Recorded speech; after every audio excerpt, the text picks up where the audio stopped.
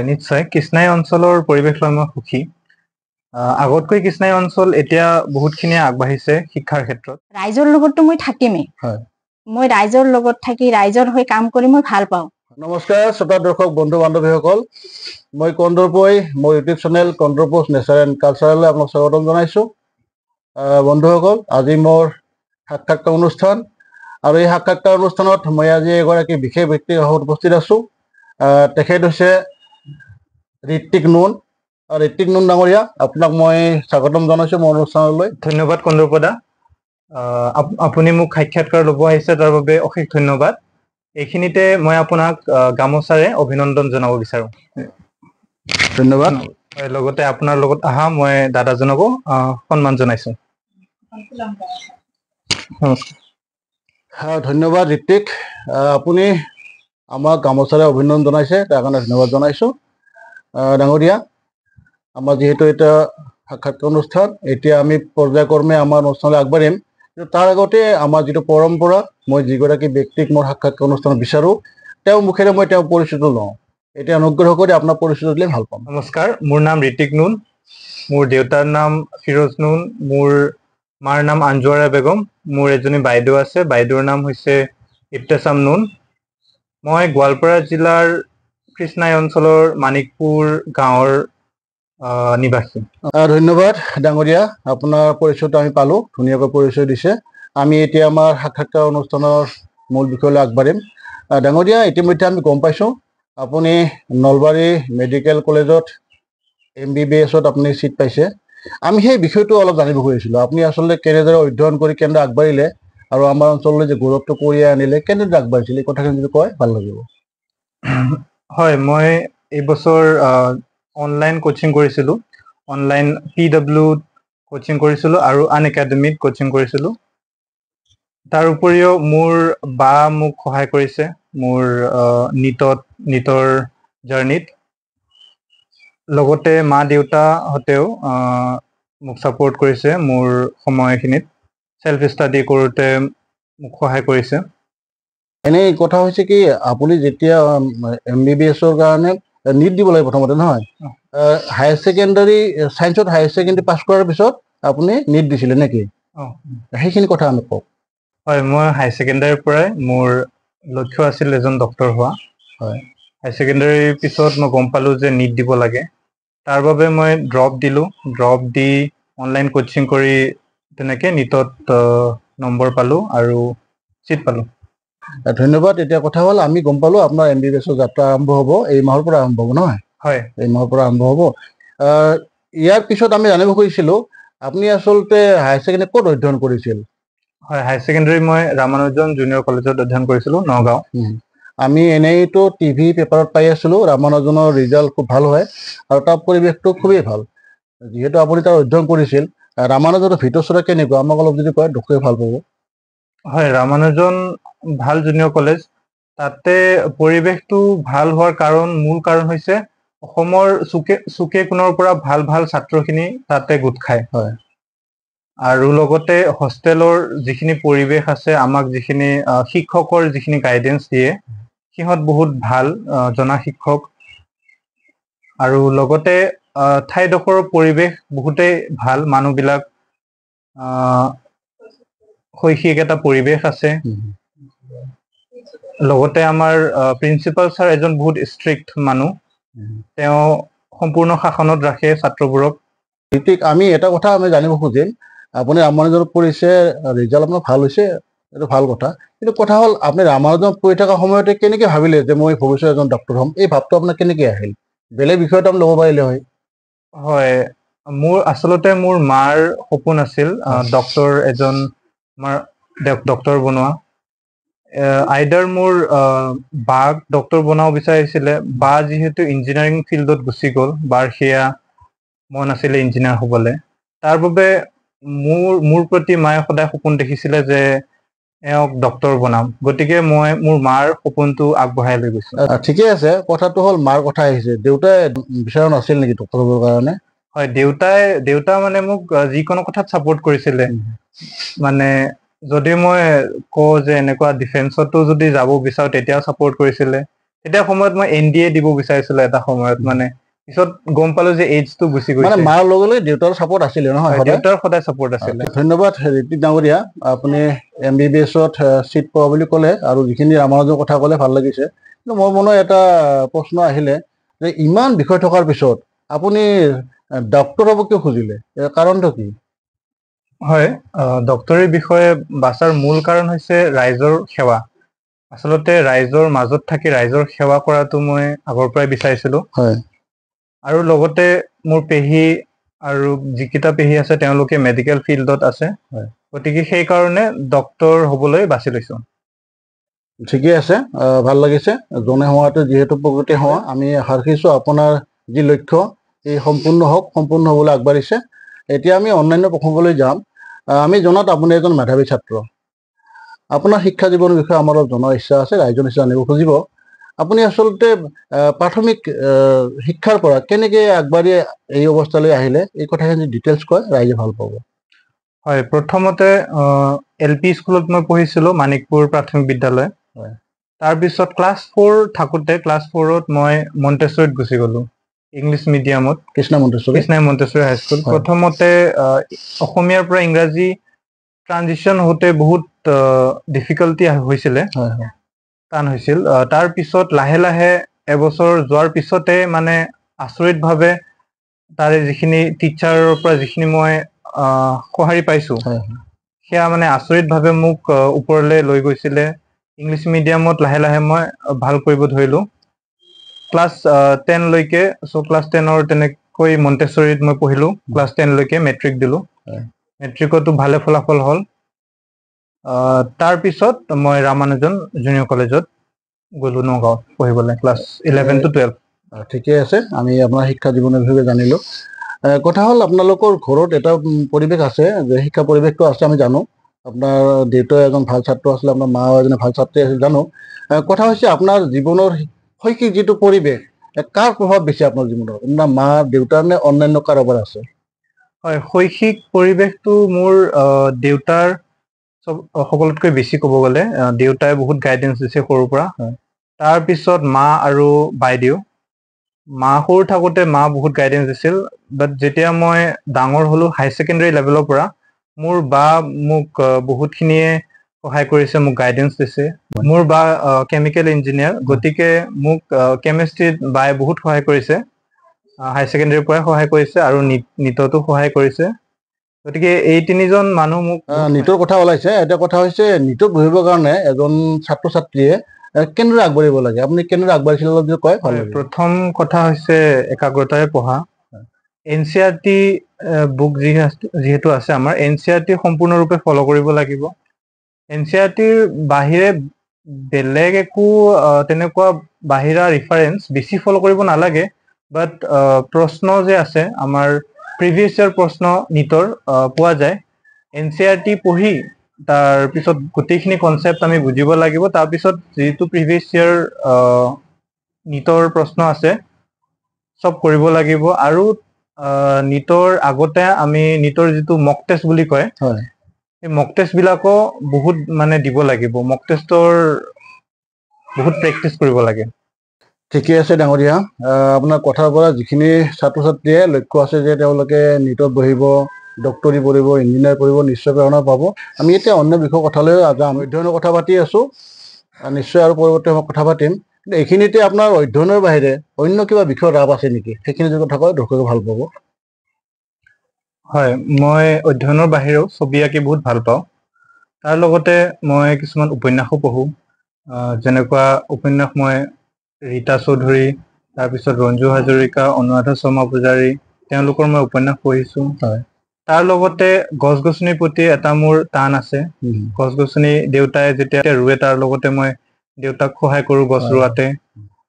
আৰু লগতে আমাৰ ঘৰত কুকুৰ মেকুৰী আছে, কুকুৰ মেকুৰীৰ সৈতেও খেলি ঘৰত সময় কটাওঁ। মানে জীৱ জন্তুৰ প্ৰতি এটা ভাল পোৱা আছে। হয়, জীৱ জন্তুৰ প্ৰতি ঠিকে আছে ডাঙৰীয়া, এইটো এটা ভাল লক্ষণ। আমি ভাল পাওঁ আচলতে, প্ৰকৃতি যিহেতু আমাৰ জীৱনৰ এটা অংগ, প্ৰকৃতিৰ অবিহনেতো আমাৰ জীয়াই থকা টান।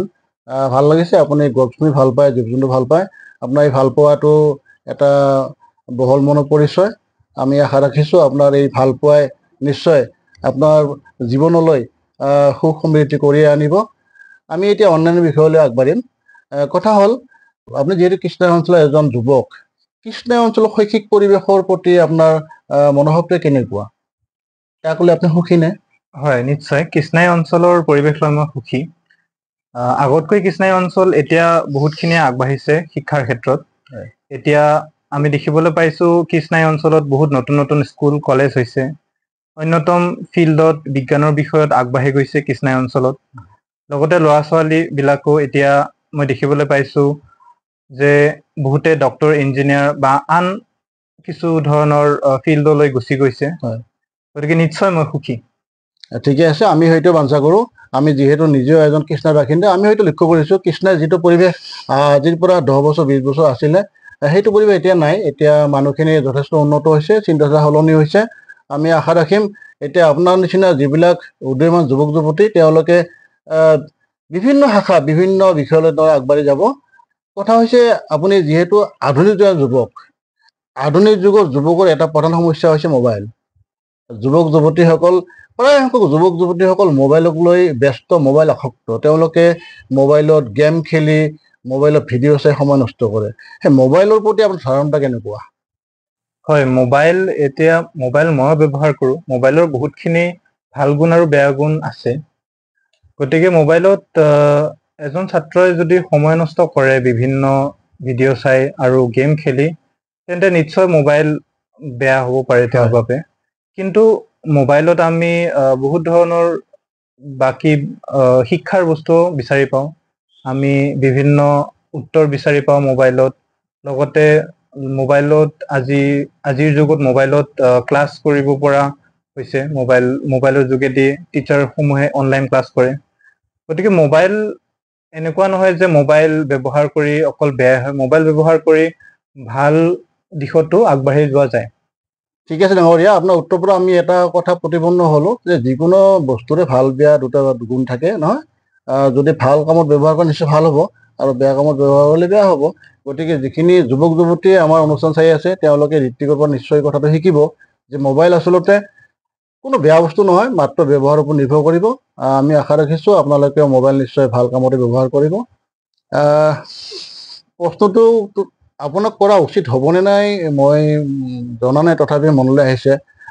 যিহেতু এখন ঘৰত দুগৰাকী মেধাৱী ছাত্ৰ ছাত্ৰী, আপোনাৰ বাইদেউ যথেষ্ট মেধাৱী, আপুনিও মেধাৱী, আপুনি পুত্ৰ সন্তান আৰু তেওঁ হৈছে জীয়ৰী। আপোনালোকৰ মাজত কিবা প্ৰতিযোগিতা হয় নেকি? মা দেউতাই আপোনালোকৰ মাজত কিবা প্ৰভেদ কৰে নেকি যে আপোনাৰ ল'ৰাৰ কাৰণে বেছি মৰম কৰে, তেওঁ ছোৱালীৰ কাৰণে তেওঁক অলপ কমকৈ মৰম কৰে, তেনেকুৱা কিবা হয় নেকি কেতিয়াবা? তেনেকুৱা একো নহয় বাৰু। আমাক দুজনকে মা দেউতাই সমান চকুৰে চায়। কেতিয়াবাতো বাকহে বেছি গুৰুত্ব দিয়ে। আচ্ছা, মই কেতিয়াবা পিছ পৰি হৈ যাওঁ, কিন্তু একো নাই বাৰু। মুঠতে আমাক সমানে গুৰুত্ব দিয়ে মা দেউতাহঁতে। এনে আপোনালোকৰ ভাই ভনীৰ সম্পৰ্কটো কেনেকুৱা? হয়, মোৰ সম্পৰ্ক বহুত ভাল ক'ব গ'লে। সৰু থাকোতে অকণ মই দিগদাৰ দিছো বাক বাৰু, তাৰ বাবে বাক মই ক্ষমা খোজো। আচ্ছা, কিন্তু বাৰ মোৰ বৰ্তমান যিটো সম্পৰ্ক, মানে আমাৰ বন্ধুত্বপূৰ্ণ সম্পৰ্ক আছে। বন্ধুত্বপূৰ্ণ সম্পৰ্ক আছে বাৰ মোৰ, আৰু তেওঁ মোক সকলো ক্ষেত্ৰতে সহায় কৰে আৰু মোক ছাপোৰ্ট কৰে। বহুত ধন্যবাদ। আচলতে এটা পৰিয়াল নিৰ্ভৰ কৰে পিতৃ মাতৃ আৰু তেওঁলোকৰ সন্তানৰ মিলা প্ৰীতিৰ মাজত। আমি জানো আপোনালোকৰ পৰিয়ালটো এটা ভিতৰত মিলা প্ৰীতি যথেষ্ট বেছি, আৰু আমি দেখিছোঁ আপোনালোকৰ ভাতৃ ভগ্নীৰ যিটো মিলা প্ৰীতি, আপোনালোকে অঘোষিত এটা প্ৰতিযোগিতা, কোনে কিমান ভাল শিক্ষা গ্ৰহণ কৰিব পাৰে, কোনে কেনেকৈ আগবাঢ়ি যাব পাৰে, সেইটো কৰিছে। আৰু ঈশ্বৰৰ কৃপাত আপোনালোকে নিজৰ লক্ষ্যত উপনীত হৈছে। আশা ৰাখিম আপোনাৰ আহি থকা দিনবোৰ আৰু ভাল হওক, আপুনি আশা কৰা মতে কৰ্মসূত্ৰে আগবাঢ়ি যাওক। এতিয়া আমি এইখিনি সময়ত আপোনাক বিদায় দিম। তাৰপিছত আপোনাৰ দেউতাৰ মাৰ লগত আমি কথা পাতিম। প্ৰিয় শ্ৰোতা দৰ্শক বন্ধু বান্ধৱীসকল, আমি ইমান সময় আমাৰ অঞ্চলৰ গৌৰৱ ঋত্বিক নুনৰ লগত কথা পাতি আছিলোঁ। আমি কিছু সময়ৰ কাৰণে তেখেতক বিদায় দিছোঁ।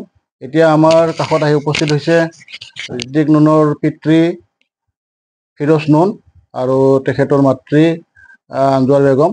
আপোনালোক দুয়োকে মই নমস্কাৰ জনাইছোঁ। নমস্কাৰ। নমস্কাৰ।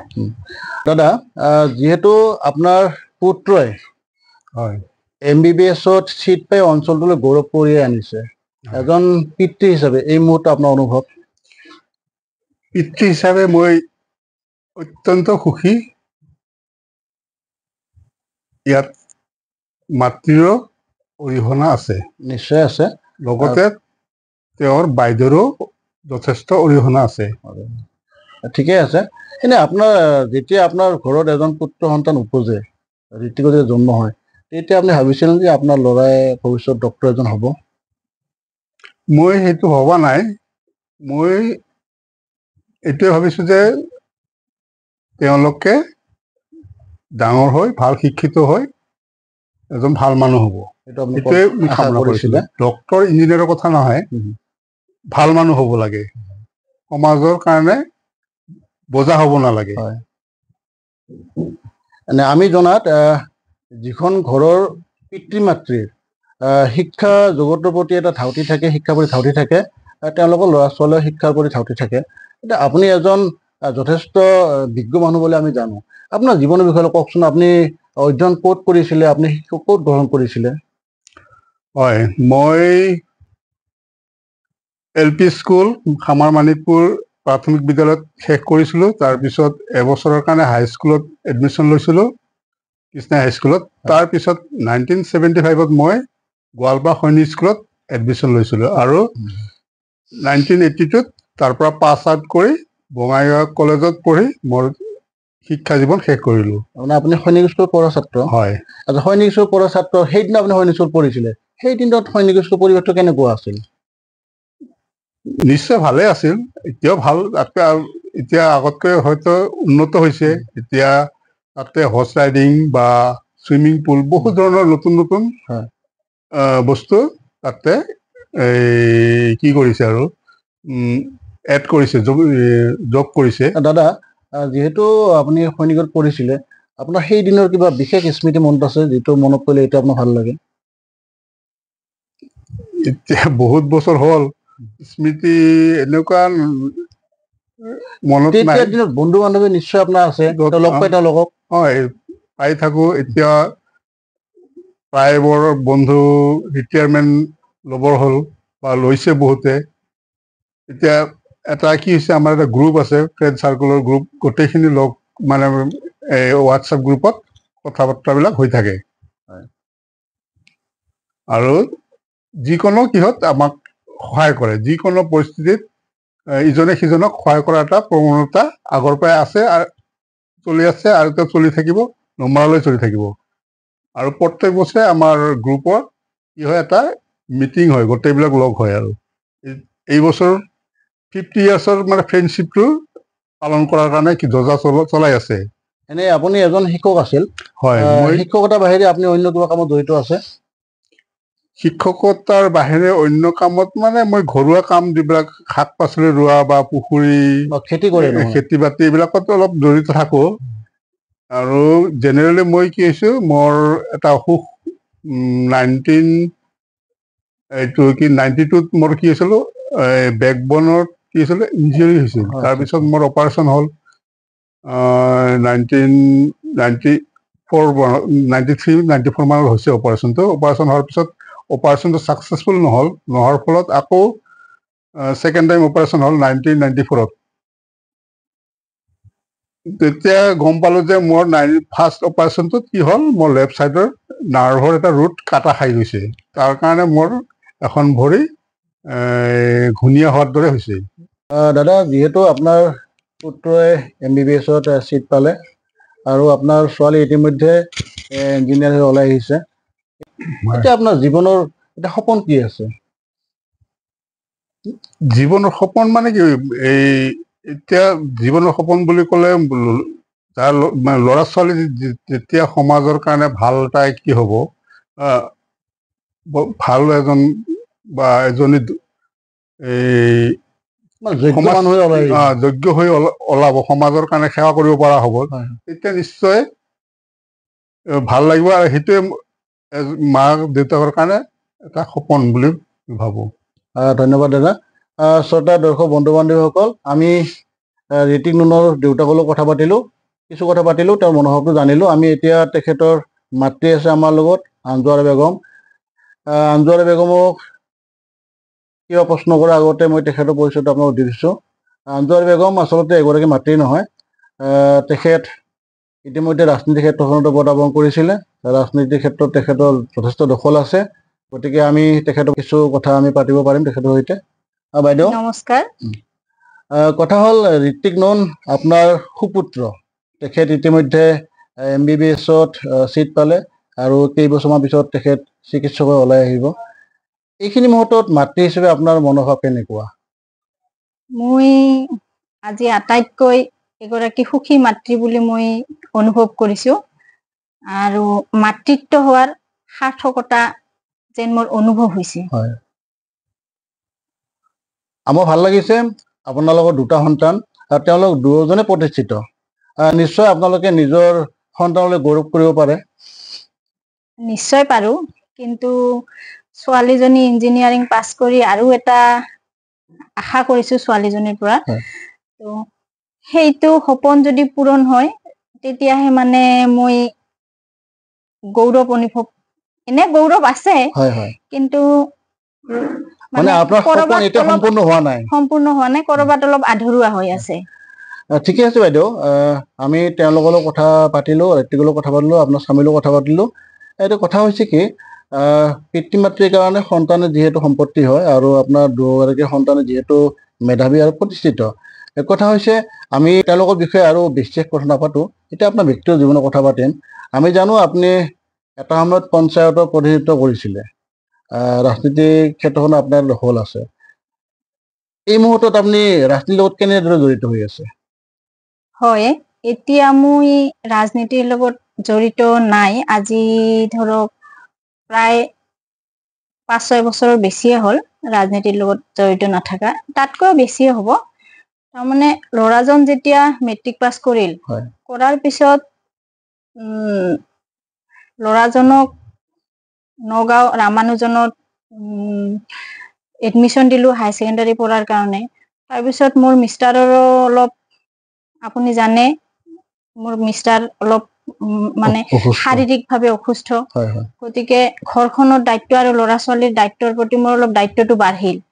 তেতিয়া মই ৰাজনীতিটো অলপ মানে চাইডত থৈ মই ঘৰখনক লৈ অলপ বেছি ব্যস্ত হলো। ঠিকে আছে বাইদেউ, গম পাইছো, কিন্তু কথা হৈছে এতিয়াতো আপোনাৰ দুগৰাকী সন্তানেই প্ৰতিষ্ঠিত হৈছে। এই মুহূৰ্তে আপুনি ৰাজনীতিৰ কথা ভাবিব নেকি?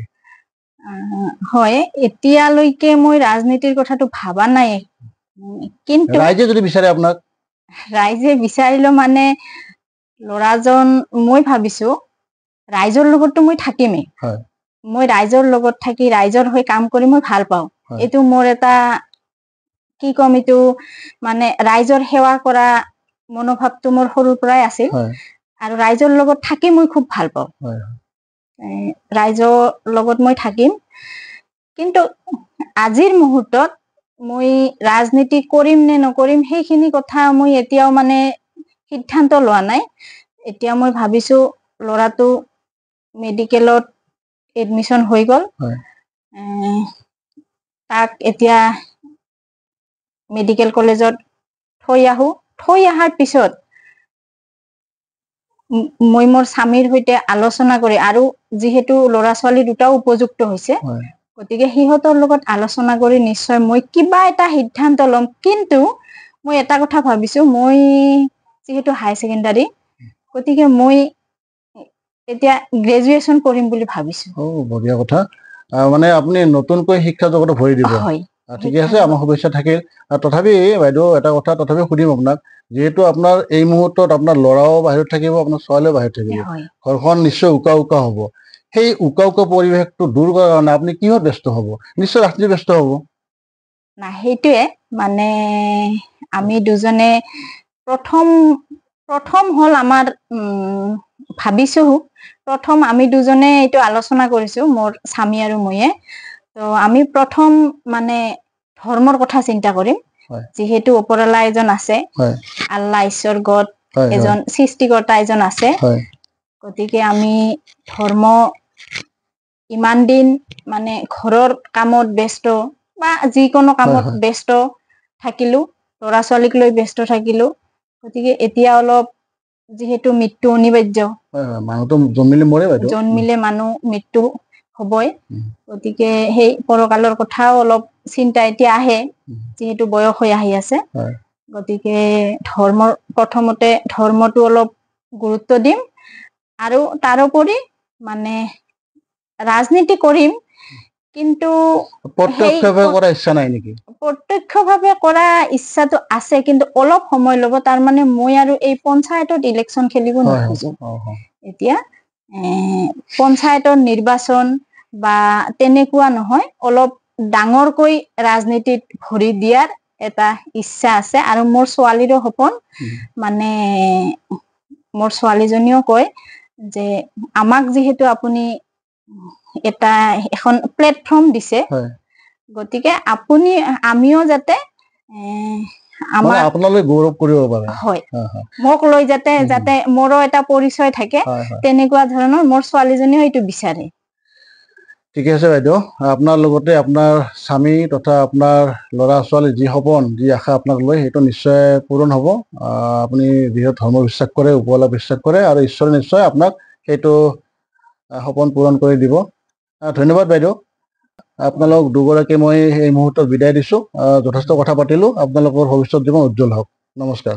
চেনেলটো যাতে আকৌ হয় উন্নত হয় তাকে কামনা কৰিম।